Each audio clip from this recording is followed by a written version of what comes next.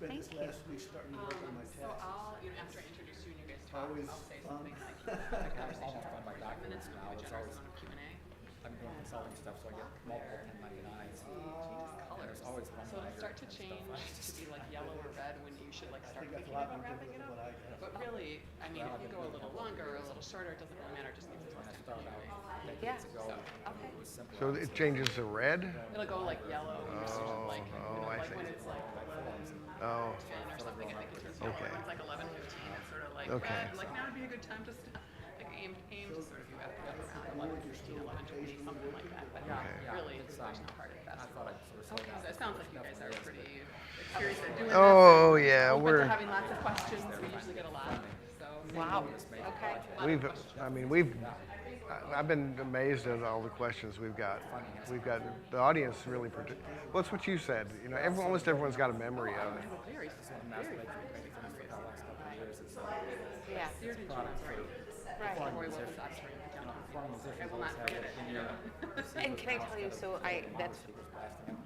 people come up to me all the time and they'll say that, and I can actually, when they're visualizing telling me this, you can see they're going through the memory. It is amazing. Yeah, I've been going through it like, did my parents take me with this field trip? Like that's the part I can't remember. Right. I remember being with other kids. I remember Right. just being like, Right. yeah. And I love that, and so thank you. I just even having, because this keeps my grandfather's memory alive, and so it's that remembering that is the common thread for everyone, even if you're not speaking English or whatever around the world. So. Yeah. Well, I mentioned to Mark earlier too, there are people online. There's like a hardcore group of 5 or 7 who watch this live stream. There's also Yeah. And there might be others depending on the topic who just decide to they're asking questions of other people. But you will be getting questions from who knows where. Wow. It'll be exciting. Thank you so much. because He's telling me it's green. No, I didn't bring the. Okay. They'll turn that off in a minute. That's fine. No, that's. Back on, but it's time for me to do No. the announcement. So you'll talk, I'll do like a brief visit through so you don't have to just like this. The stage level is going to be very loud. You must do the same thing. next week.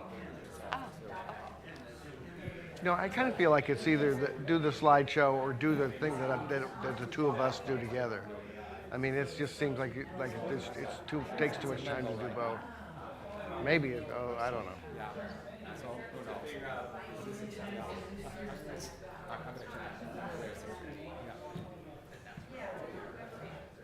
Ready?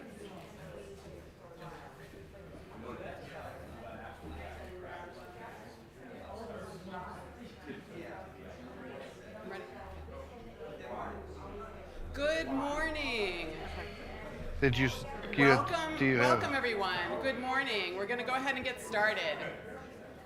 Welcome to the Ethical Humanist Society of Chicago, which was established in 1882 as the Society for Ethical Culture of Chicago. My name is Kara Malenfant, and I'm a member of EHS, and I will be your moderator for today's program, Born in Chicago, the Roots of the Harlem Globetrotters. Just a quick word about EHS. We are a self-governing, inclusive, caring community for those who seek a rational, compassionate philosophy of life.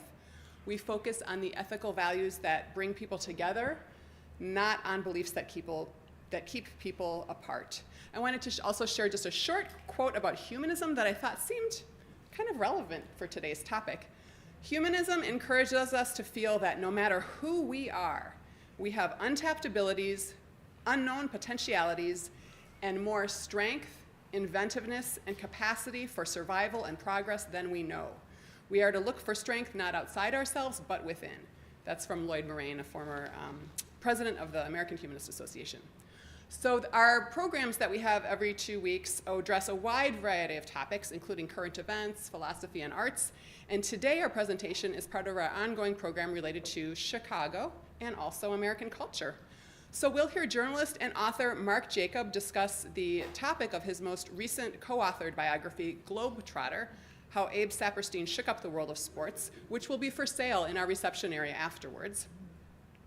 And we're very lucky that Mark is joined today for a conversation with Abra Berkeley, who is Abe's granddaughter. So I'm going to let the two of them introduce each other a little bit more.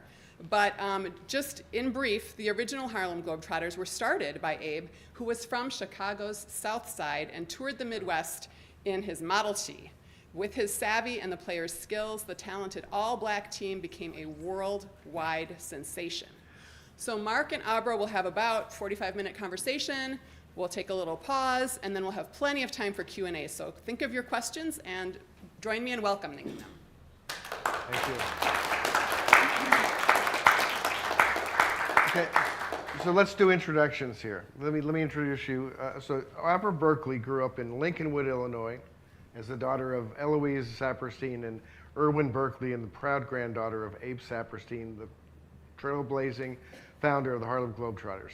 Inspired by her family's legacy, Abra spent 5 years working in the Globetrotters group sales department, embracing the team's mission of bringing people together through laughter, basketball, and unforgettable experiences. Today, Abra is a professional jeweler. Is it Shell? Shelley. Shelley Jewelers, a family-owned business in Northbrook with over 70 years of history. She finds joy in helping clients celebrate life's special moments, combining tradition with artistry in every piece of jewelry.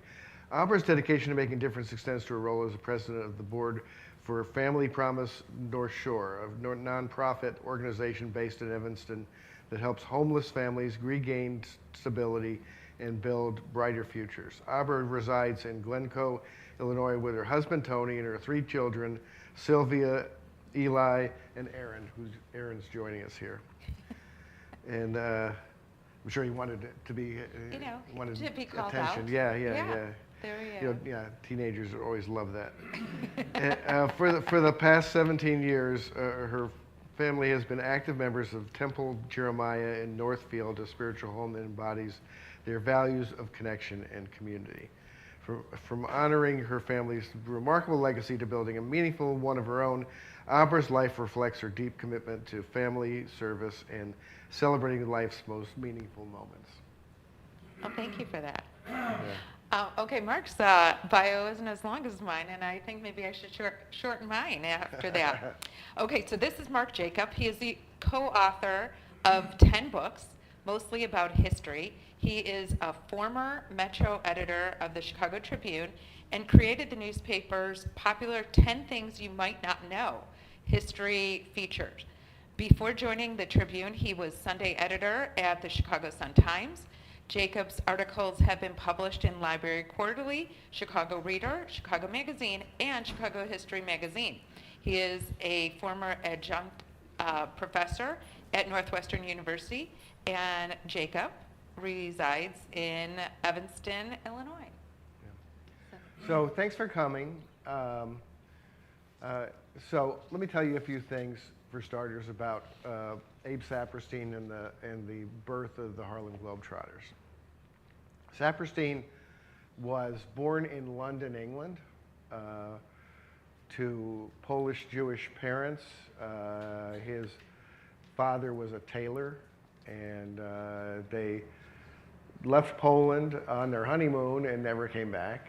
And they settled in London for a few years in Whitechapel, which is was pretty much a slum neighborhood. It was a place where was high crime and bad conditions, but it also had this kind of Jewish enclave of people who, many of them, I think, were going to be moving on, but that was the place where they settled just as their way to get out of the Russian Empire, because where they came from in Poland was controlled by the Russian Empire at the time. Anyway, so at age about 5, the Sapersteins moved to Chicago, and they settle in Ravenswood on the north side. And this is not a Jewish neighborhood. I mean, if they'd wanted to stay in a Jewish neighborhood, they would have been on the near west side, probably in the Maxwell Street neighborhood. But they, at that time, or they would have been later on the west side, farther out. But they didn't. I mean, his tailor shop it's kind of an interesting story. His father answered an ad for a tailor, and it said no Jews allowed. And so he changed his name to Schneider, which is like Jewish for tailor, right? And applied for the job and got it. And then later his boss moved on to California and gave it to him. That shop was on the north side, and for that reason, they settled in the Ravenswood neighborhood. Just about the only Jewish family in the neighborhood. It was mostly an Irish and German neighborhood. And I think that's important. I mean, it's not just biographical details. That's important because Abe's whole story was cutting across racial and ethnic lines, and really not letting things divide us that shouldn't divide us. That really, we have so much more in common than we have that's different, and he recognized that, and so I think his whole life was his kind of statement that he thought kind of racism was stupid, was just an annoyance. I mean, he wasn't like this. He really was not a social justice warrior. He was a businessman running a sports team, but he thought it was stupid that that it got in the way, that racism got in the way of of what's supposed to be an enjoyable thing, sports. Anyway, so Abe's growing up in Ravenswood, and he even played second base on the Roman Catholic baseball team, and so he graduated from Lakeview High School, and didn't really know what he wanted to do. But he's sleeping on his parents' couch, and finally gets a job at Wells Park, which is, if you're familiar with Lincoln Square, that's Wells Park is right on Lincoln Avenue. And so he gets a job there, and that job leads to him meeting a lot of athletes all over the city, including black athletes in Bronzeville on the south side. And he gets along very well with them because, as I say, he didn't. And it's important to recognize this in context. This is the 1920s, and in 1919 there was a horrible race riot in Chicago, with dozens dead. I mean, it was just a hideous thing. And so this white guy coming down and hanging out with black people, in their coal company office, on the south side, was not that normal a thing. But again, Abe cut through crap like that. Anyway, so these black athletes really want to go out on tour to make a little money. And there's evidence that Abe booked and promoted a baseball tour from a guy named Walter Ball, who was in the Negro League. And then he started promoting tours by black basketball teams. They needed, the way they put it is, we need a white face. They needed a white face to make all the arrangements because, they're trying to negotiate a gymnasium and ticket sales up someplace in Michigan in some white town. They're not going to trust, black guys from the south side. So they got Abe to start doing that, and ultimately Abe starts his own team, the Harlem Globetrotters.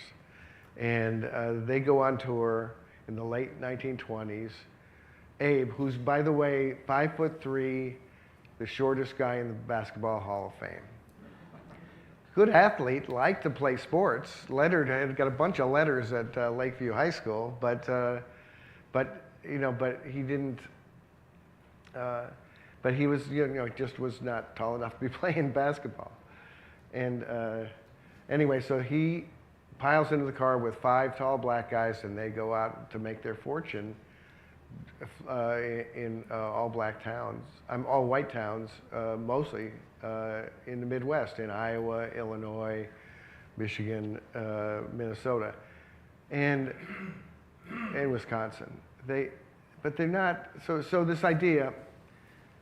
So what we need to get clear is that the Harlem Globetrotters were not from Harlem, and they were not Globetrotters. This was a construct of Abe. You want to explain kind of why he called them used the term Harlem?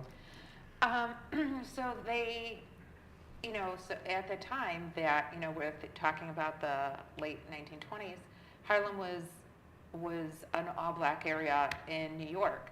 And so he put the name Harlem so that everybody knew that this was an all-black team. He didn't want any surprises. He was traveling all over, you know. His idea of globetrottering was to go to Indiana and to go to Iowa and Wisconsin. And so when he would go, that they would know that this is what people were going to be expecting. So that was how his idea came. But that his idea of how he expanded beyond those states is the story. Yeah, I mean, and he was just this genius promoter, and he made friends everywhere he went, and that's so. But one key is, you know, the Globetrotters are known as kind of a clown team, as a team that, you know, makes people laugh and does wacky things, and, you know, hides the ball under their jersey and, you know, messes with the referees and stuff like that. But they also were, especially in the early days, you know, a terrific basketball team. And and maybe you want to explain, Aubrey, you always explain this really well, how why they did the clowning, the reason for the clowning. So a couple of reasons how it all kind of formed, and even to this day, because the Globetrotters are still around, touring around. They were just at the Allstate Arena in late December, and they, you know, there were 5 guys and my grandfather, and so a couple of things why the antics happened was, you know, they didn't want to blow out the other team. The other team was, you know, probably a high school, you know, guys getting together or a factory team. Sometimes they played factory so, teams. You know, adding a little bit of comedy made everybody a little happier when they left. It wasn't a complete blowout. The other reasoning of why it happened was because, so if you're familiar with it, there's the weave, when they dribble the ball kind of in a crazy 8, and you have a guy standing center. It gave that one guy a rest while the other guys did the basketball weave. And then they would switch off and gave a guy a rest because, you know, you needed everybody on the team. But if a guy was sick or was tired, then my grandfather had to go in and, you know, be part of the team. So, you know, that's what happens when you only have 5 players. So. Yeah, so Abe Saperstein actually wore a uniform underneath his suit so that he could take it. If a player fouled out or got injured, he could play. And in the early days, he did play some. Not later, but he did. They got more players. Yeah, right. Well, actually, and they also had more teams. They actually ended up having like 2 or 3 different touring teams at the same time. So, and it's also one thing I mean, we're mostly talking about the Globetrotters here, but Saperstein also was he was an owner of a Negro Leagues team and did promotions for the Negro Leagues that helped keep them in business in baseball. He promoted Satchel Paige, who's one of the great players of who you may have heard of. He actually got Satchel Paige an incredible contract in North Dakota of all places, which had, you know, less than 1% black residents. But he got Satchel Paige a big contract up there, and he went up there. And he also, the Negro Leagues could not stay in business based on their league games. They had to do these barnstorming games that didn't count in the standings, where they would just go play teams. And Abe set up those games. And so, all right, so they make friends. They're not blowing people out. People want them to come back year after year, which is exactly what they wanted. And Abe is just turning out to be this incredible promoter. He used to like send boxes of apples to sports writers and stuff like that. I mean, he was, you know, which as a former newspaper editor, I would like, my reporters would be in big trouble if they took a box of apples from somebody they're writing about. But those were different times. And so he had all these kind of ways to do things. And his team steadily gets more and more well known. And there's another team called the New York Renaissance, who was really the first great black basketball team, professional basketball team. And Abe, again, if you read the book, you'll see that Abe is he tried every trick in the book, and they all worked. He started planting these stories in newspapers about how the Wrens, they called them the Wrens, the Renaissance. They were at the Renaissance Ballroom in New York. And so he would say that the Wrens are afraid to play the Globetrotters. The Globetrotters might be a better team than the Wrens. You know, I mean, they weren't. At that point in time, they just weren't. But he started inventing this fake rivalry that eventually became a real rivalry and finally annoyed the Wrens so much that they finally ended up playing him in a tournament. And the Globetrotters actually beat the Wrens in a 1940 tournament and won the world's pro basketball championship in Chicago, which proves that they weren't just a goofy clown team. They were the best pro basketball team in the world at that time. Then World War II happens. Time after time, Abe makes the right moves. In World War II, a lot of these touring basketball teams would,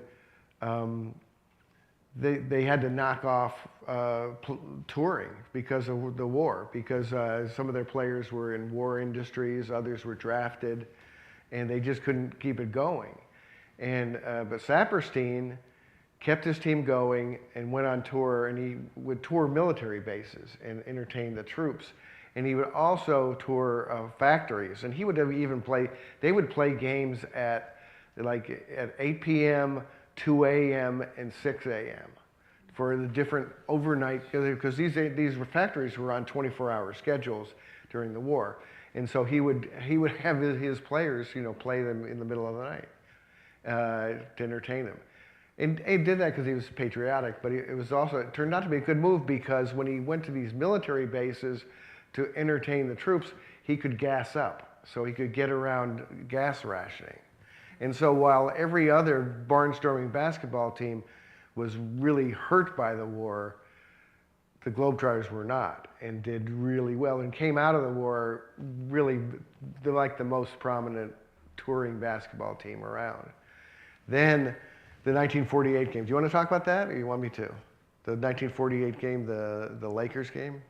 Well, I can jump in. I think you know it. And you could jump in if you would like. So in 1948, the Globetrotters played the Minneapolis Lakers. And you like talking about I like saying who the Lakers were, because people don't know this. The Minneapolis, if you're maybe familiar with the Los Angeles Lakers. And you might wonder, why would they be called the Lakers since there's no water in California, or not enough? And the reason is because they used to be the Minneapolis Lakers, in a state that has lots of water. And that's why they were called the Lakers, and that's why they moved. And so they were the Minneapolis Lakers, the best, what everyone thought was the best basketball team in the entire world. Had George Mikan, the guy who played at DePaul, this bespectacled guy who was actually a great athlete and really the first great star of the NBA. He played for the Minneapolis Lakers. And so go talk about that game if you don't mind. Okay. So George Mikan, who my mom said was her favorite babysitter,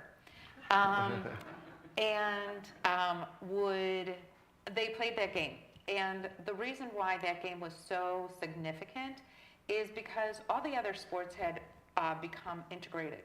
But basketball was one of the last to become integrated because it was skin on skin. It was the guys, baseball, not really touching, fully clothed, but basketball was different. And they played the game. It was Marcus Haynes had fallen down. He got hit. It was kind of getting a rough game, and the Globetrotters ended up beating the Minneapolis Lakers, and which put the Globetrotters on a whole nother level, because then they were like the world champions.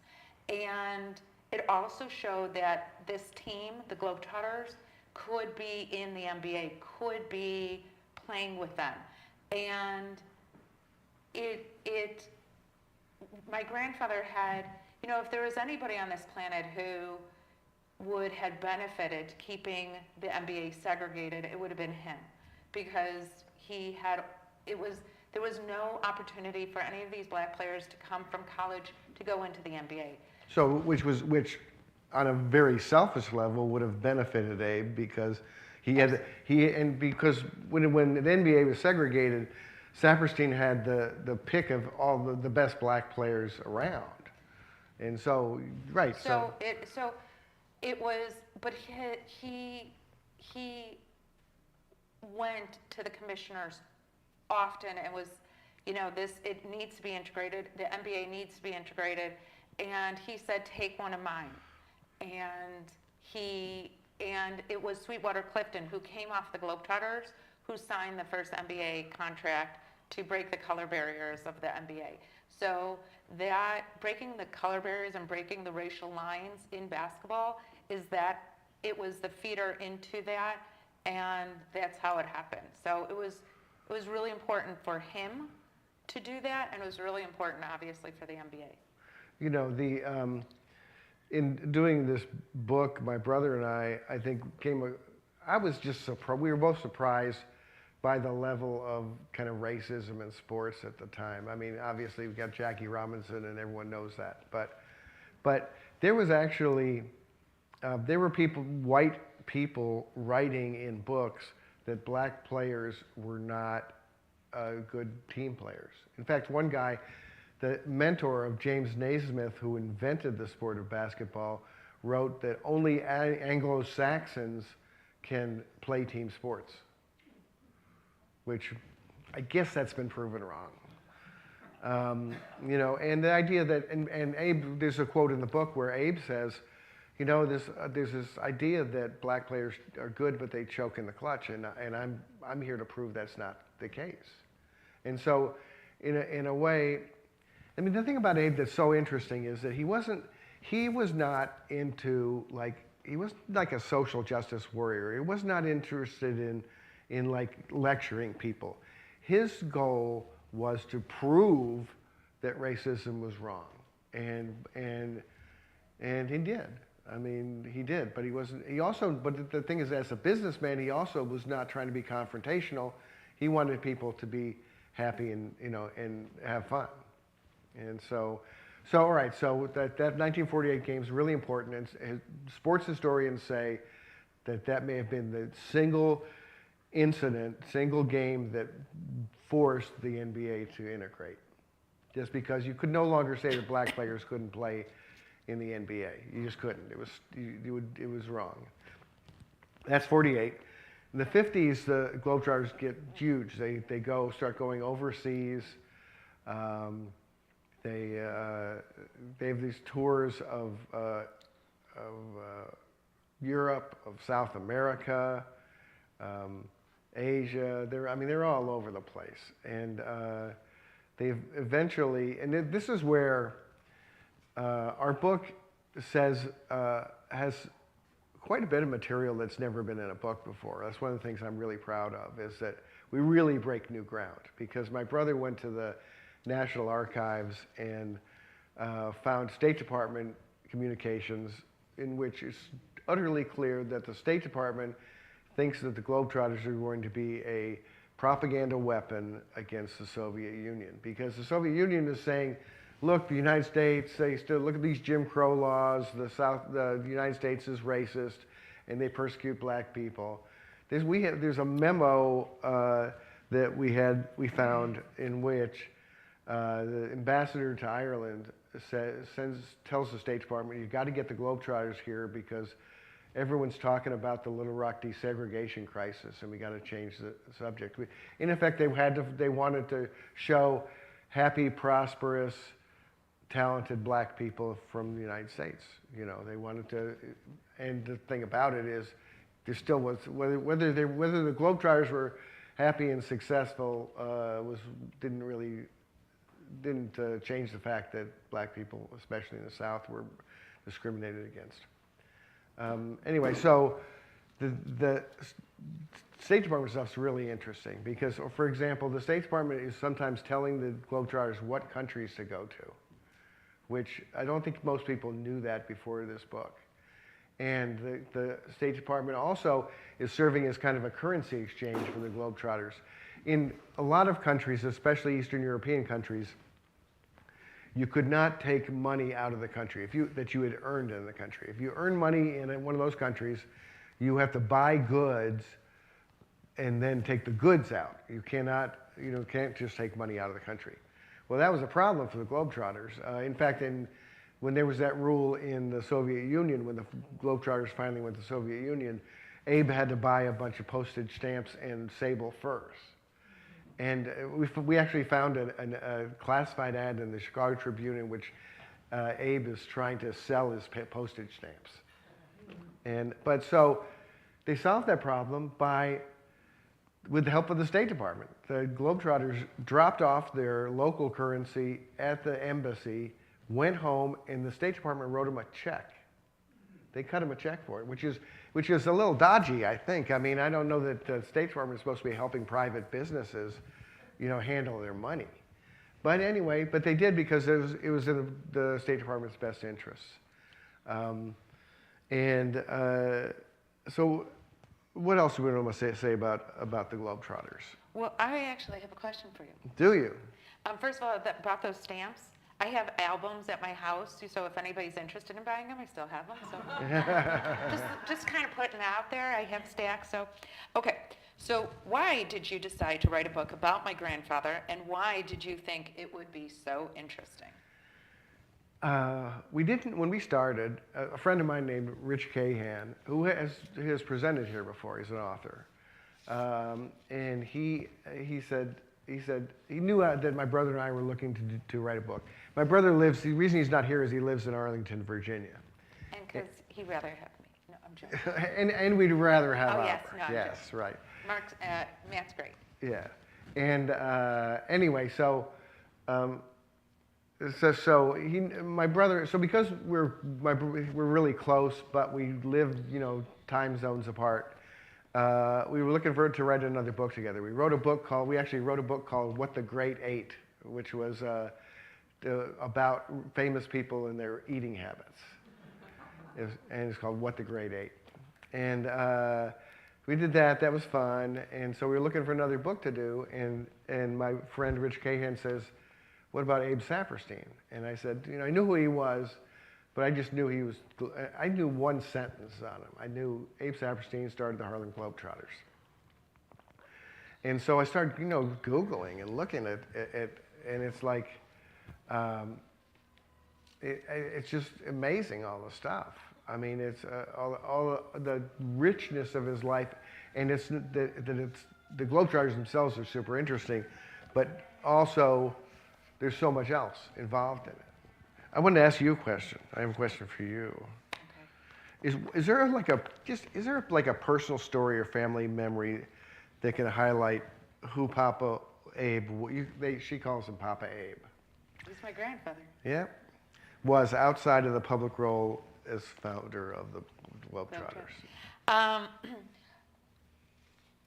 I thought a lot about it, this question, and my mom would always say when you're talking to her, my mom passed about 6 years ago, and so when I'll refer to everything that is what she's told me, everything I've heard about my grandfather is through my mom, and so part of this is when Mark came to me, and a lot of this she always wanted to write a book, and she would say to me that there's so much more to your grandfather than just the Globetrotters, and she wanted people to know about those things. And so when he came to me, I thought this was an opportunity to make my mom's wishes come true. And so when you would speak to my mom, she would say about how my grandfather was so present in her life, and how he was always around, and how she adored him. But in the next breath, she would be talking about how he traveled 300 days of the year. And it was kind of like, okay, how did that happen? He was all over the world. And, you know, this is 1950s, 1940s. And he would send a postcard my mom, my grandma, my uncle, and even extended family would get a postcard, something from my grandfather every day. Every day something was at the house. So, like my sister, she was born in 1960, and my grandfather passed in 1966. But she got a doll. Like, she had a doll from all around the world. She had huge boxes on her wall that I would walk into her room. I'm like, oh my God, I love these. And he would send a doll every day to my sister. A little knickknack, a little something, hankies, postcards, anything. And that's why my mom felt the presence of him on a daily basis.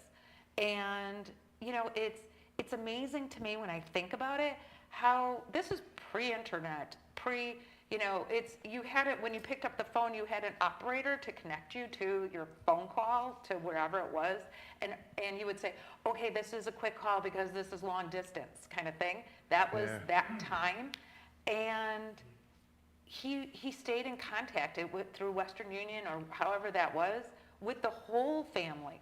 So I think that is the memory or how in touch he was with our family daily.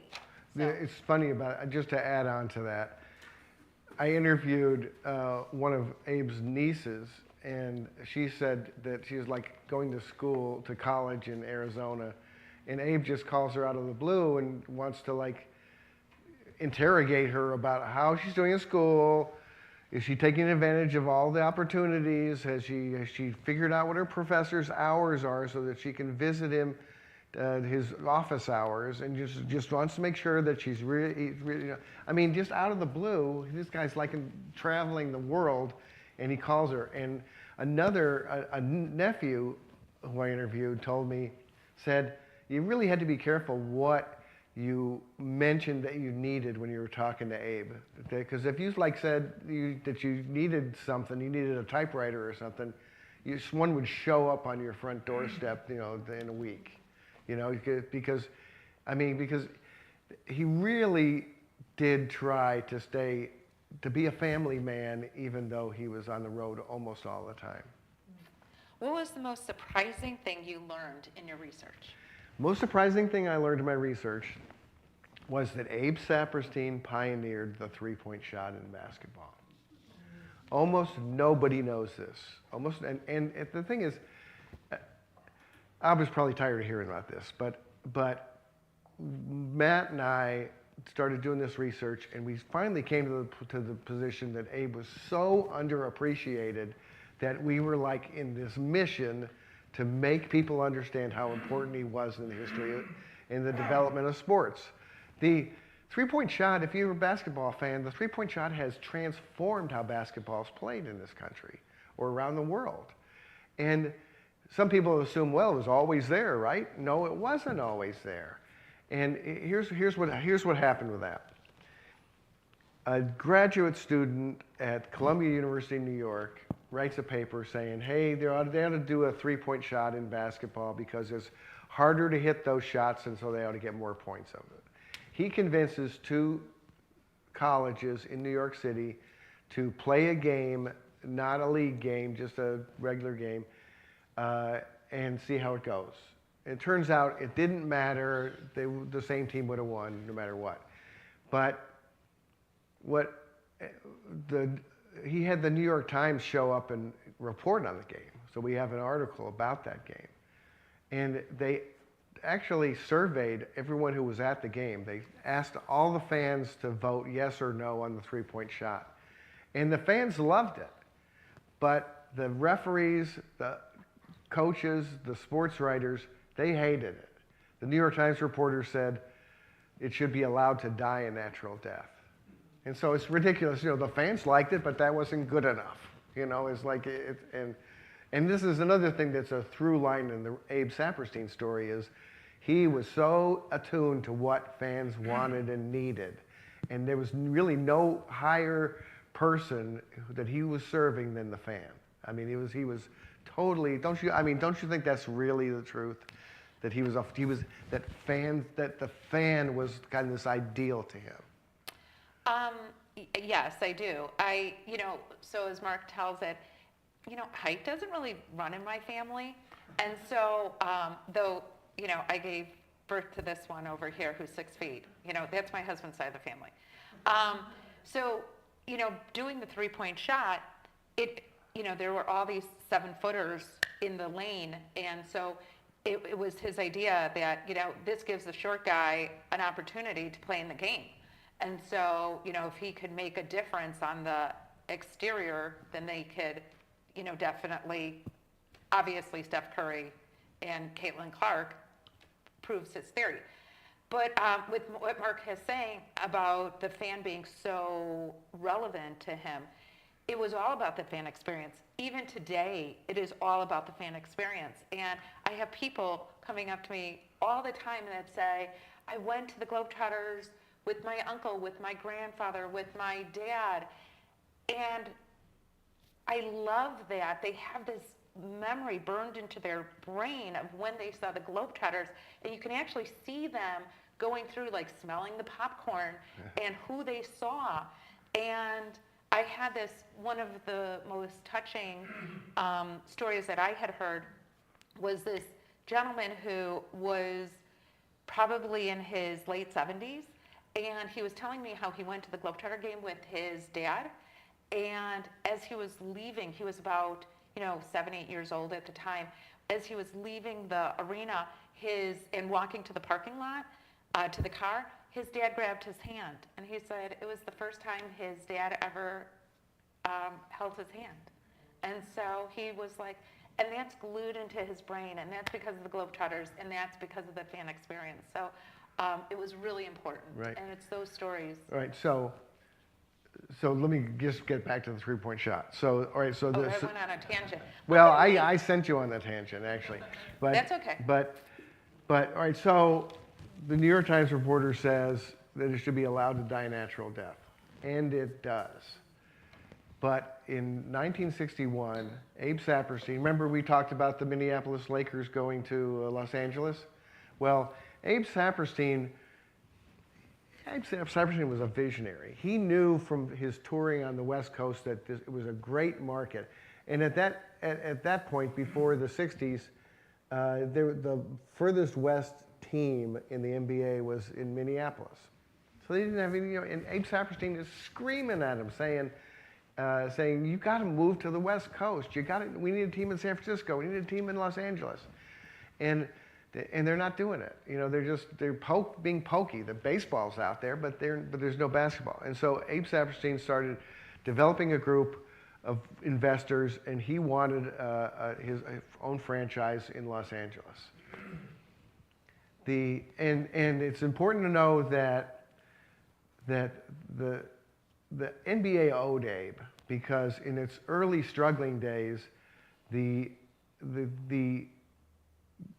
NBA was not making money. The Globetrotters would play double headers. They had basketball double headers back in those days. And the Globetrotters would play a game, and then the NBA team would play a game. And those were often the biggest ticket games that they had sold. They sold many more tickets for those games than any other. And it kept the NBA teams afloat. And in fact, but it became so embarrassing because after the Globetrotters game, half the fans would leave, and so they actually switched it up to where they played the NBA game first and the Globetrotters game second, so the fans would stick around. And so anyway, so Abe, for years, was helping keep the NBA afloat, and so he says, I want a franchise in Los Angeles. They don't give him one. Instead, they let the Minneapolis team move out to Los Angeles, and he felt betrayed, I think. And so he started his own basketball league, the American Basketball League, which had teams all over in Cleveland and Honolulu even. And so that he needed a gimmick. He called it a gimmick. In fact, he wanted to call it the home run of basketball, but people talked him out of that idea. So he does a three-point shot, and it's wildly popular. He issues sirens to every ABL team that they should sound whenever somebody makes a three-point shot. He was really, he was turning it into a fan experience, But unfortunately, it was one of Abe's biggest failures. The league lost money big time. Abe lost at least $250,000, and that's in 1960s money, not in our money. And it failed after like a year and a half. And so, and at that time, nobody was using the three-point shot. And then in '67, after Abe died, and Abe died thinking the three-point shot was dead. The year after his death, the ABA picks it up. Then the ABA folds, the ABA, American Basketball Association. It folds in the '70s with 4 of its teams moving over to the NBA. And the NBA still is not using the three-point shot. And then they finally realize that they're boring and that the fans aren't liking it. And they say, well, okay, we're going to try a three-point shot. And that was so controversial at that point that one member of the NBA Board of Governors quit over the issue. But so Abe Saperstein, more than any other human being, is responsible for the three-point shot in basketball. And nobody knows that. I mean, everyone I guess people don't think back to the origins and so much, but we really would like people to know that Abe Saperstein pioneered the three-point shot. That was what I was most stunned to learn. And the thing about it also for the Abe story, it's his greatest failure and his biggest success in some ways. Or I mean, the Globetrotters would maybe be his biggest success, but his biggest impact on the sport might be the three-point shot in basketball. I was going to add to the ABA story that you were talking about. So the ABA, because I was at the All-Star game last year, and they actually, the NBA was honoring the ABA, and it was Dr. J came out of the ABA, right. Spencer Haywood, Artis Gilmore. These guys were in the ABA doing their slam dunks and everything, and the three-point shot, and it had so much excitement. And then, when it came over, when Dr. J came into the NBA, it's that flashiness. It's what we know of today that is generated from that. So it's quite exciting. Well, and I think you could also say that the Globetrotters set the tone for what later, the NBA was kind of boring and was, pass, and the Globetrotters did fast breaks, and the fast break was not really a normal thing in old-time basketball. I mean, it was like bring it up, pass it 5 times, and then somebody does that. It's it was kind of a boring game, and the Globetrotters weren't anything but boring. So, all right, Albert, question for you. In your view, what made the Globetrotters so influential beyond basketball? So, when I would, and I didn't really, this was, it's how you grow up, right? So Meadowlark Lemon was over at my house he was in town. When I was growing up, I would have different players at my house. That was just kind of what it was. And it was for my other son's birthday party. Meadowlark was in town. He came in, and I said, we're having dinner for my son's birthday. Of course he came, and we're all sitting around the table. And so people started asking him questions. And Meadowlark, if you don't know who he was one of the clown princes of the Globetrotters, one of the bigger names that came out of the Globetrotters. And he, in one word, said why the Globetrotters were known all around the world was laughter. Because it didn't matter where they went, spoke English, didn't speak English, German, Russian, Spanish, Chinese. It was laughter. Laughter was universal. And it broke down color barriers, it broke down language, it broke down everything. And it was what made them, it's what gives everybody leaving the Globetrotters that feeling. And it was, and so to your question, it's laughter. Yeah, you know, when my brother and I were working on the book, we were trying to see how much we could establish the overall impact of the Globetrotters. And it's just hard to prove. I feel like the Globetrotters really promoted basketball worldwide, and they went to places where people didn't even know basketball. When they first went to England, people, some newspapers said, well, basketball is kind of a sport, kind of like our girls' sport, netball. You know, it was like this not known as a sport.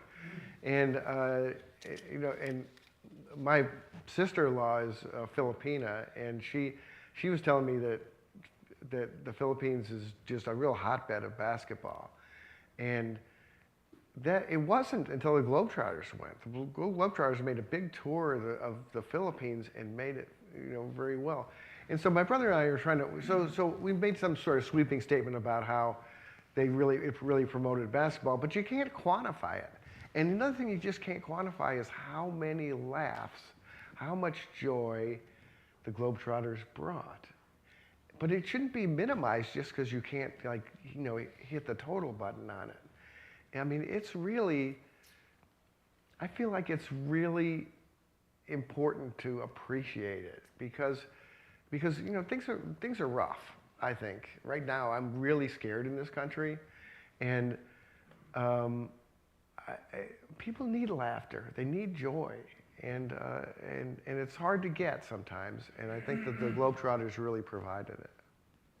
Okay, here's my little hot question for you. Do we have time? Okay. Oh, okay, and then one thing we can share. Okay, so be careful with this one. If my grandfather was here today, do you think you would like him? Yeah. This is these questions here. You know, I think I would find him fascinating. I'm not sure I would like him because I don't know, I guess I would like him, but I would think he was a little bit of a operator. You know, I mean, because you know, it's just my personal style and my personal preference is not people who are so like so much into hype. And Abe was into hype. I mean, totally. I mean, he just was. And so I guess I would find him an amusing person to have a conversation with, and he really did have conversations with people. And are you going to play this thing? I like to. Yeah. Do we have time to play like a 2-minute thing? Okay, so I'll set it up. Sure. So Auber's got like a 2-minute recording of Abe Saperstein speaking. He's talking about his greatest thrill in sports, and it was back in 1951 in Berlin, in West Berlin. What's happened is, all right, so Sugar Ray Robinson, the black boxer, has recently had a match in which he probably hit some German boxer below the belt. A riot ensued. It was a really ugly incident. And for that reason, Globetrotters were going to avoid Berlin on their tour of Europe. But the Eastern Europeans were going to have a gigantic youth rally festival. And the State Department got really alarmed about this. They thought, oh, the communists are going to do this. They're going to look good, and we're going to look like we got nothing. So the State Department begged Abe to come to Abe was very nervous about it, and they begged him to come to the Olympic Stadium and perform. And they were touring with Jesse Owens. Jesse Owens' daughter We interviewed her for the book, and she talked about how Abe was always a friend of hers, of her dad's. Anyway, so Jesse Owens, winner of 4 gold medals at the 1936 Olympics, embarrassed Adolf Hitler because Hitler was talking about Aryan superiority, and Jesse Owens just shows that's not the case. Anyway, so the Globetrotters and Jesse Owens come to the Olympic Stadium, and that's what he's talking about. Okay. So here we go.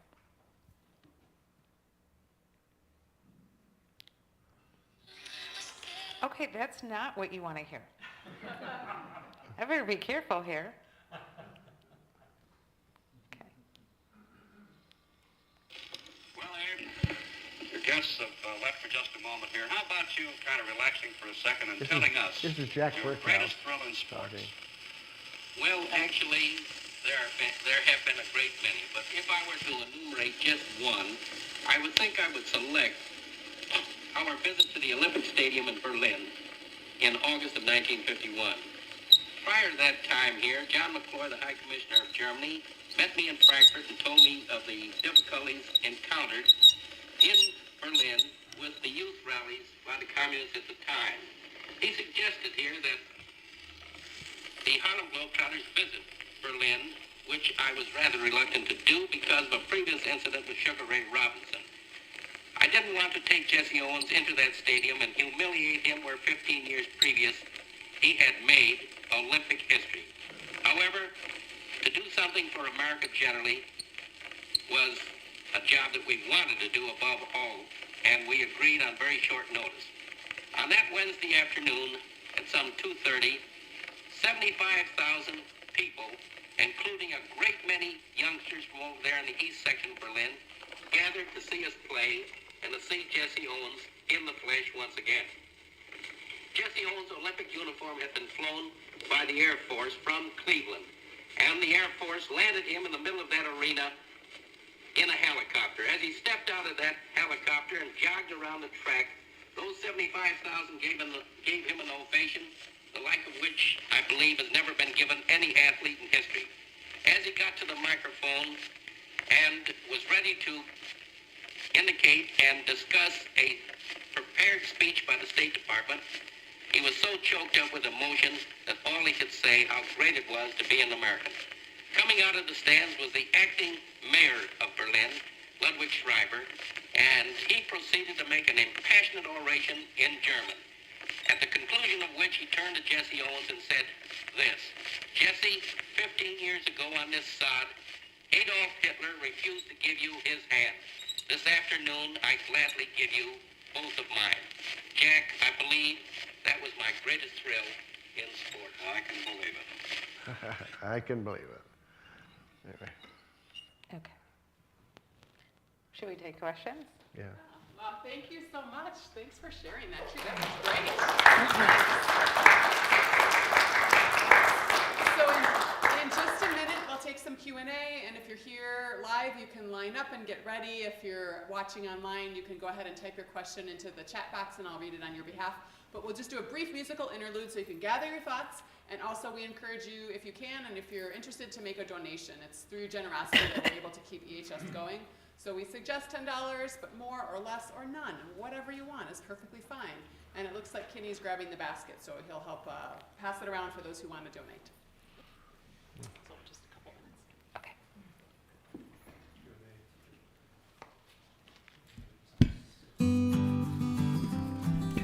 I was going to say, for the music, you should be playing Sweet Georgia Brown.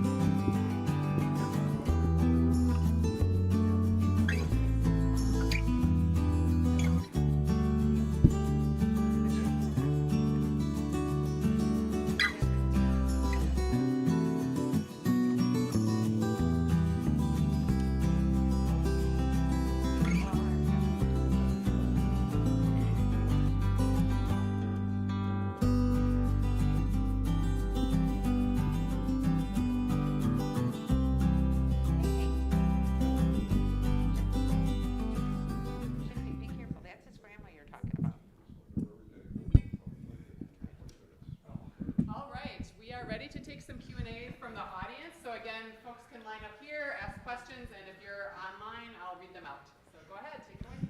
Hi, thank you very much, Mark, and we appreciate very much what you've said today. As we know, who've been around the block a little bit, the best things in life aren't things. They're attitudes, their approaches, their feeling toward what you've learned in life, and laughter is very important. It's really crucial, especially in the situation we're in politically today. I have two questions, basically. One, Abe Saperstein was a guy who went against the grain, who spoke his mind and was an independent guy within a context not only of sports but of America. And there was one guy in Chicago that was just like him, and I wondered if they knew each other. That's Bill Veeck. And Bill Veeck and Abe Saperstein seemed to be cut from the same cloth, that they would speak their mind, and they were a player's manager and owner, and they also had a perspective on life that went beyond sports but included sports. That's the first question. Does he know Bill Veeck? And the second one is, now that the three-point shot has been not only the credit for it given to Abe Saperstein, but there's word around, if you look at Sam Smith's pod online, that there's going to be a move to limit the amount of three-point shots that can be taken, because it does seem to be taking over the game. Right. Before it was balanced, that there wasn't any excitement, but now it's a little bit too much on the three-point shot. So what do you have a feeling that might go through, that there would be limitation by quarters on the number of three-point shots that could be taken, along with the line that there's always balance. There was a need for the three-point shot, but maybe there's a need to balance it with more of the alternate plays. So 2 points, 2 questions. Thanks very much. I was actually, even before you asked the question, I was going to mention about your hat. Yeah. So I was going to say. This is a matter of real faith. As an agnostic, especially now. Yeah.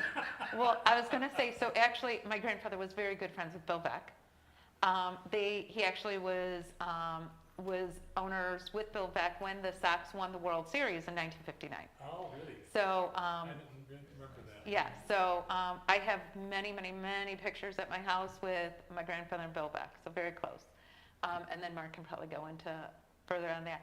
With the three-point shot, actually, so at the NBA All-Star Game, they have, when they're doing the slam dunk contest the day before the NBA All-Star Game, they also do the three-point shot. And my mom really, really, really wanted the trophy of the three-point shot to be renamed to the Abe Saperstein trophy.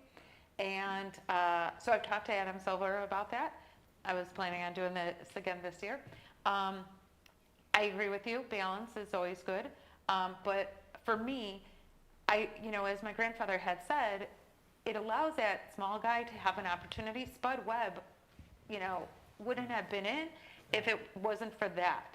You're really allowing, balance, of course, but I really like the three-point shot. It gives people opportunities where they don't think that they could succeed, and then everybody has an opportunity. So, yeah, it's but so on Veeck, there's actually Saperstein and Veeck. You're totally right. When you were describing it, I knew you were talking about Veeck, just based on. He's wearing a Sox hat. Well, no, but just based on that. No, I think two people couldn't have been more aligned as far as their desire to please the fan, and their disgust about segregation. And Veeck got when he was in Florida once with his minor league team. When he was sitting in the stands. He went over to the black section of the stands to go just talk to the fans there, and the sheriff came up and told him to move, and he said, "No, I'm not going to move. In fact, we're not going to play this game unless you let me sit here." And it was this incident. It became this thing, and at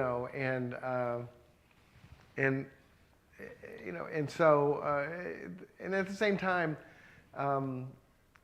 Saperstein at the same time similarly did they had when they lived in Ravenswood Manor, they had an annual party where they brought the Globetrotters players. It didn't always please all of the neighbors, but were bringing a bunch of black guys into the... That was my bat mitzvah. What do you mean? You know, just bringing all the players, you know, they were always around. Yeah, well, right. I mean, but that's the thing. I mean, That's how it was. it didn't matter. I think that he thought that race was such a stupid distinction to make about people. And anyway, but Vet, one of the things that I don't think people will know is that Vet and Saperstein conspired to sneak a black team into the major leagues. In 1942, which was 5 years before Jackie Robinson, they wanted to buy the Philadelphia Phillies and have spring training with the usual white people, but then assemble the best black athletes and sneak them in as a team on opening day. I mean, I don't know if it ever would have worked. And there's a lot of people that think that Kennesaw Mountain Landis, the commissioner there, yeah, he vetoed it. But then later, Vec owns the Cleveland Indians, and that's when he had a good team, but he had a terrible bullpen, and he's complaining about it to Abe, and Abe says, well, why don't you get Satchel Paige to come in? And Satchel Paige, at that time, Satchel Paige was 42. I mean, so he ends up, and Abe says, you give him a chance, because Satchel and Abe were really tight. And so he does. They like what they see. They bring him aboard, and he does well, and he helps them win the pennant, and then later the World Series. And he's the oldest rookie ever. And now Satchel Paige wouldn't even admit being 42. He used to say that he didn't know what his age was because it was written in a family Bible and a go dated. That's very Satchel Paige, you know. But so in that way, and also Minnie Minoso is in the major leagues because of Abe Saperstein. About half of the early Minnie came from Cleveland. Yeah. Yeah. Great, Yeah. And so about half of the first dozen black players who made the major leagues did it with the help of Abe Saperstein. It's also a note that the Chicago Cubs were very reticent to do the same.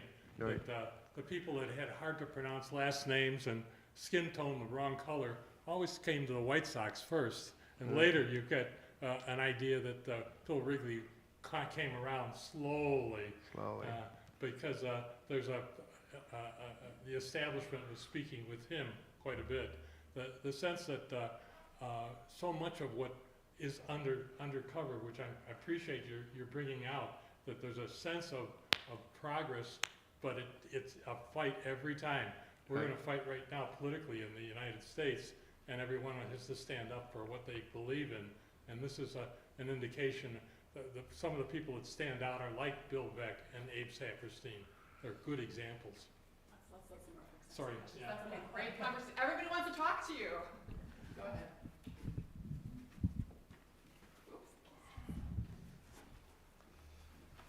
Thank you. Thank you. Does this work? Yeah. Whatever. I want to relate a story about Mr. Saperstein's interest in another ethnicity and another sport. Now, my brother is 3 years older than me, and I say to myself, I think I remember going to a game, but did I, or was it TV? You know, I know we have a good, hard fun. I quickly texted my brother, at the Ethical right now, and the talk is about the Harlem Globetrotters. Didn't we see them when we were younger? And he answers, yes, we did. And during the halftime, they had 2 Chinese ping pong players displaying their talents at the time. It was amazing to see them smashing the ball so fast and hard. The crowd, including us, roared in amazement at their skill. So other ethnicities too. Thank you. Abe Saperstein was, also pioneered elaborate halftime shows. He would have ping pong players. He had Althea Gibson, the famous black tennis star. She toured with the Globetrotters for a while. He had a truncated version of a Broadway show performing at halftime one year. 𝘎𝘭𝘰𝘣𝘦 was its name. he'd have jugglers. He would have what they called hand balancers, and I mean, it was, and don't you think, Abra, that maybe the whole All-Star Weekend kind of hoopla is kind of a modern version of what Abe was doing every night, on tour? Like, first of all, let me thank you for sharing that story that you did. See, that's what I just loved, so thank you.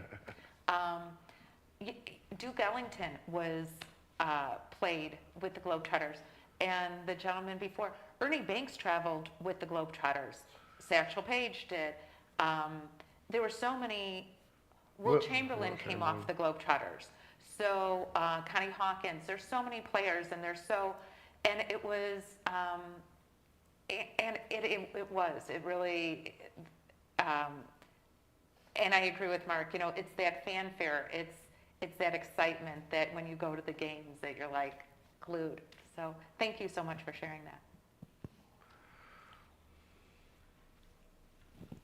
My question is somewhat similar in that I have a very vague memory of probably about 1970 going to a Harlem Globetrotters game in small town Michigan, and perhaps I saw a knockoff, or not really the Globetrotters. I don't remember, but this would have been. Were they still traveling and touring in 1970 or thereabouts? Absolutely. They're around now. They're going around, and so for sure absolutely. And you may have been. It may have not been like the A team. I mean, it may have been. They had a couple teams traveling, but the thing that I think that one of the keys to their success from a business perspective, and really people ought to study Abe Saperstein as far as business goes, is that he kind of avoided big cities. He didn't really spend a lot of time in big cities. He liked to go to mid-sized and small markets because they would really appreciate him.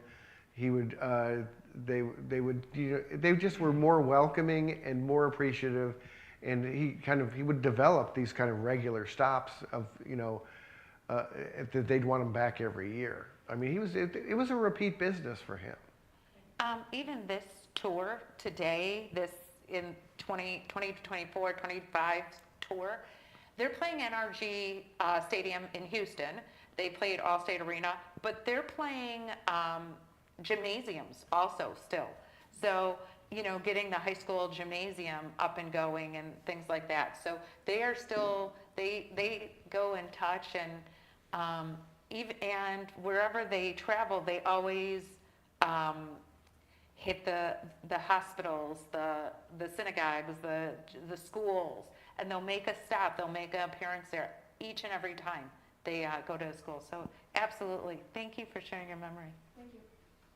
I'm going to use moderator's prerogative and step in because I have a somewhat related question from our online audience about the business side of things. So how was he able to afford all the travel and all the expenses and manage and organize all of that?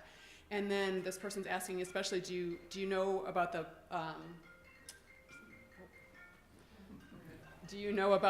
the pay for players? How did he decide how to pay them? Were they paid fairly? What were the business side of it? What was that like? What was the question again? So about the business side, how is Saperstein able to afford the travel, afford the expenses, and what about the pay for players? So, the Globetrotters were started in late 1920s. He really did not make really any significant money until they went to their first tour in Europe in 1950. Right. So it was, he didn't come from much. He didn't come from, his family was, his father immigrated here from London, from Poland. He was a tailor in Ravenswood, like Mark was explaining. Abe was the oldest of 9 kids, and so, and they were a poor family. It's not exaggerating to say that they were poor. Yes, and my mom wrote in her memoirs that I had found that almost like getting help subsidies from the state was something that they had. And so touring around was not, it wasn't easy. And so the wealth really came from after 1950. And it amazes me about the business side. I have a picture of my grandfather, and there's like a poster board behind him in the picture of all the countries he's going to be touring. Like, how do you do that without the internet and phone service? How you're going to be playing in France at this arena, or Poland here, or Czech Republic here. So that was his just of friendships. I have things that he traveled to the Congo. He traveled to Argentina when Evita Peron was in power. I mean, the traveling he had done in the 40s, and it's mind-blowing. With players that you had asked, business sense, there were, you think of the times, and I explain it to my children, as, Martin Luther King came on the scene in the 1960s. The Globetrotters had already been to Europe by the 1950s. There were moms, my mom explained it, that there were moms that would come to my grandfather and say, please take my son. There was no opportunities here in America. And he was giving African American men opportunities to travel the world, to stay in hotels, 5-star hotels in Europe. The opportunities that were given, and playing were just not here. Right. And so, and that's what he did. And so, The guy who wrote the foreword to the book, Manny Jackson, former player and also former owner, he used to own the team. He did really well in the corporate world after his basketball career, and had enough money to buy the team. He told me that they got paid about the same amount as the NBA players, but they worked twice as hard. They were in different town every night, and he said that the pay was good. It was commensurate with the NBA, but boy, they worked their tails off. Yeah. I hope that answers the question, and thank you for whoever asked the question. First of all, I want to tell everybody that I was in Springfield a couple weeks ago and went to the Abraham Lincoln Library, and the only book for sale in the bookshop is Saperstein. Right. Yeah. And I asked why, and they said, "Well, Mark Jacob was here a couple weeks ago for a book signing." So I found that pretty amazing. Yeah. Everything except Abraham Lincoln is your book. Tell us stories in the book about the Beatles and also about George Steinbrenner. Okay. Okay. You want to do that, or I can? Well, George Steinbrenner was in the ABL, right. Was one of the owners. So as Mark was talking about the league that my grandfather started,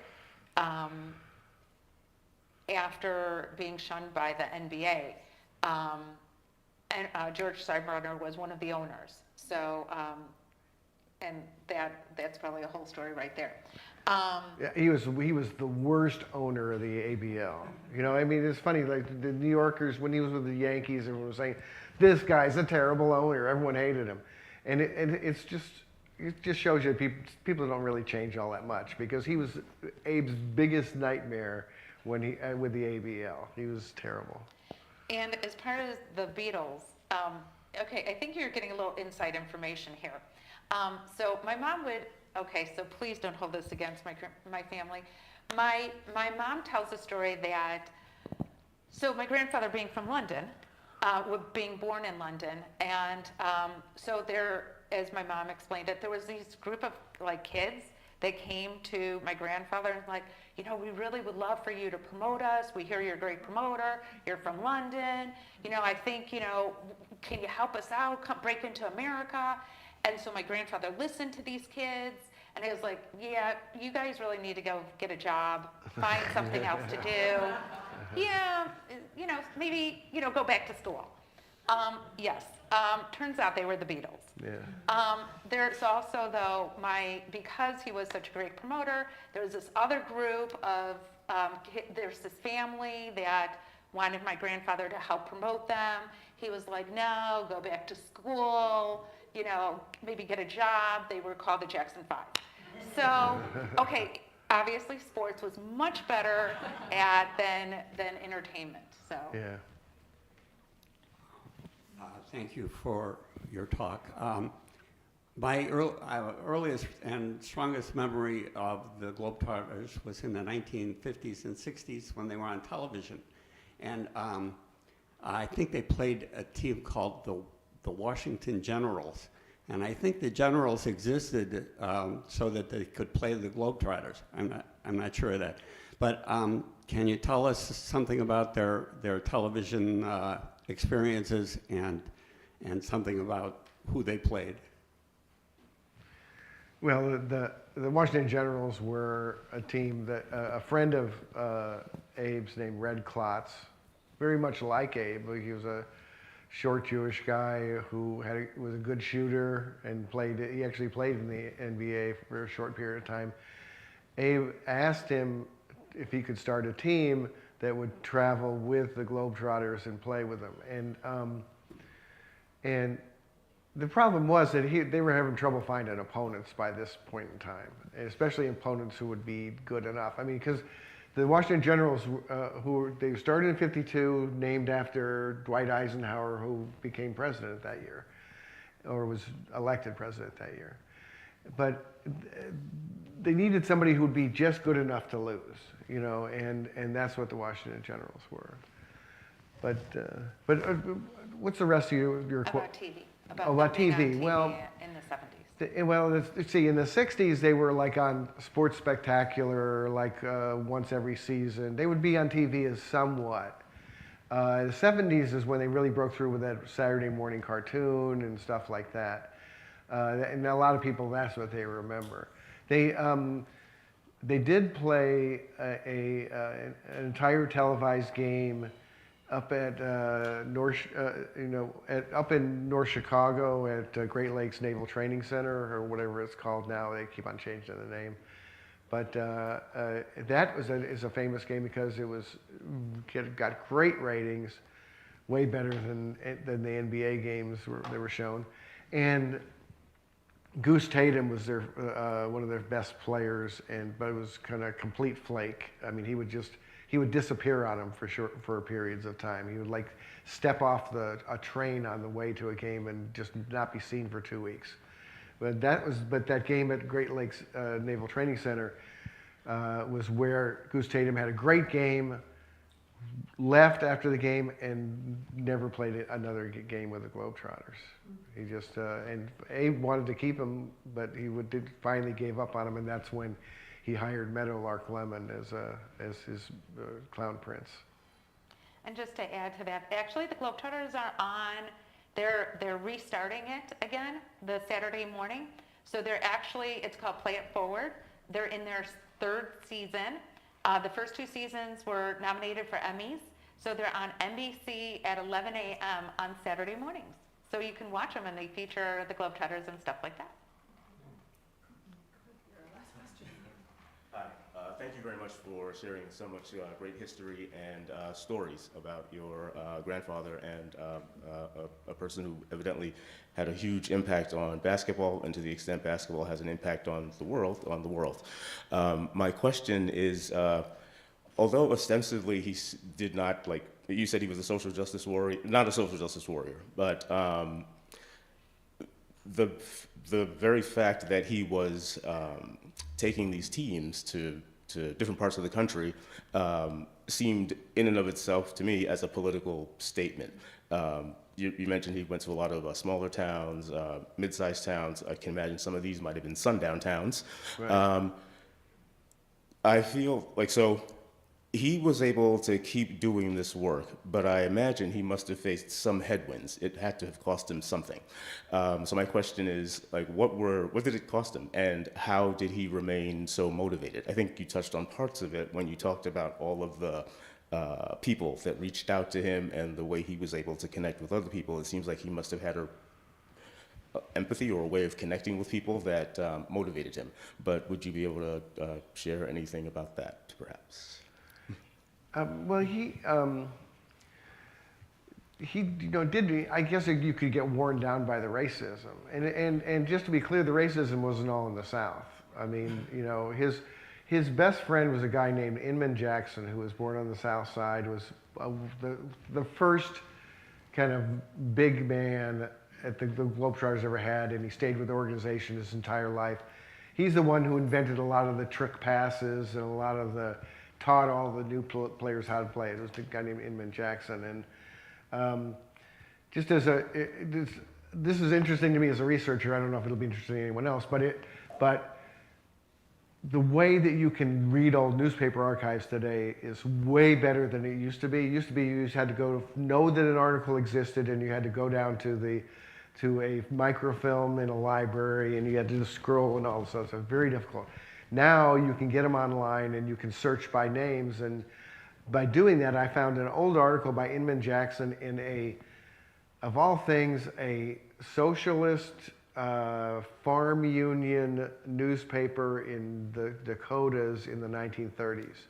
And in it, Inman Jackson's talking about how the Globetrotters are not facing racism just in the South, that they're facing it up in Denver and in everywhere. And he's also talking about the Scottsboro Boys case, in Alabama, which was a case in which young black men were railroaded in a sexual assault, I believe it was. And so it wasn't that the Globetrotters were, they weren't positive. They insisted on being positive, right? I mean, but they were aware of the circumstances that they were facing, for sure. Abe likes to tell a story about how when he was in Atlanta, they came into Atlanta late at night, dog tired, and they went to the black section of town and got hotel rooms. It's like the middle of the night, and he gets a knock on the door, and the sheriff is coming in, and he's saying, "What are you doing here?" And Abe says, "I thought I was sleeping until you woke me up." And he says, "Well, you can't do it here. You got to go up to Peachtree Street." And so, and Abe tells the story because he just thinks racism's stupid. What is the point of this? What sense does it make? So they were certainly, but on the other hand, Abe created a team that was an all-black team that played against the Globetrotters in the South, because in some southern states, white players couldn't play against black players. So it wasn't like he didn't accommodate at some point when he had to, but he was aware of it. He just thought it was idiotic, frankly. Just to add on that, what the Globetrotters did when you were talking about the sundown time and things like that, they played 2 games in the South. They would play during the day for the African American community, and then at night they played for the white audience. So they dealt with that. And one of the things that when Mark was talking about Manny Jackson, who owned the team, who played for the team, one of the things that just is so touching to me, and we can end on this, is that what was going on in America. My grandfather was, protecting his players, and my mom called the players her brothers. But when they went to Europe in 1950, right after the war, my grandfather was called many names as being Jewish, and and the players were treated like kings because they were. But it was my grandfather that got it. And Manny told me the story in the last 6 months, which I didn't really think about that or realize that. And it was the players that came to his defense. So it was, I love that. So thank you for your question. It was great. Well, join me in thanking both Mark and Abra so very much. We really appreciate you sharing the story and the personal stories too. So I have just a few society announcements to make. And And it looks like we actually have an announcement from the humanist kids. So I'm going to let them go first. Are you ready, or do you need a minute to set up? We're ready. You ready? Come on, take it away.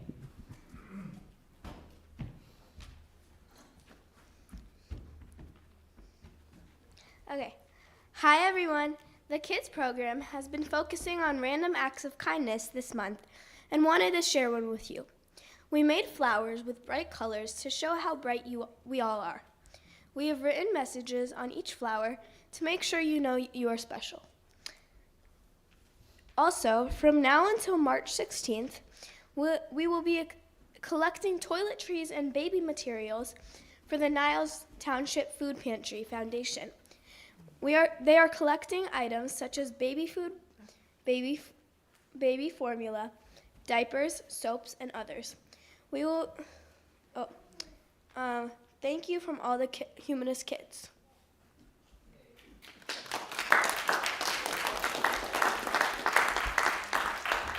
Thank you so much. It's great to see you guys doing that. All right, a couple things coming up in the next couple of weeks. Our next game night will be on Friday, February 7th from 6 to 9. Everybody's welcome for a relaxed evening of board games and, if you choose to, singing. And if you have games that you want to bring, feel free to bring them, and snacks or drinks to share.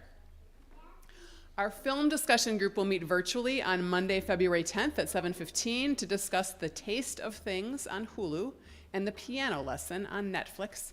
If you want more information or the link to join the discussion, see John Ungashek or contact our office. And then our next Community Day program, which is in a week from today, will be a discussion on ethical dilemmas. Led by EHS members Katie Merrill and Charlie Sachs, we will consider several potential situations which pose a difficult choice, either of which may mean violating your sense of right or wrong. And we'll break into small groups to examine how we might respond and then share some of our answers.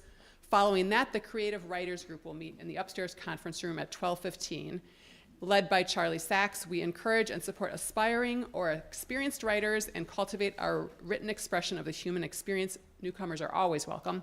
And then, not on the slides, but I do have a little bit of information about our next external speaker who will be in 2 weeks, and that is going to be Sydney Doe, who is a faculty member at the Rush Esperanza Family Medicine Residency in Chicago. And she will be talking about the U.S. healthcare maze and the single-payer solution. So stay tuned for more on that. And again, we're so happy to have our speakers with us today. And I just wanted to offer some closing words and a quote that I found from one of the last interviews of his life. Wilt Chamberlain said his on and off appearances with the Harlem Globetrotters scared him. Quote, because I liked them so well that I did not want to come back and play in the NBA. You must understand, as a kid of color in those days, the Harlem Globetrotters were like being movie stars. You know, this was your dream. So thank you for sharing a little bit of Abe's dream with us.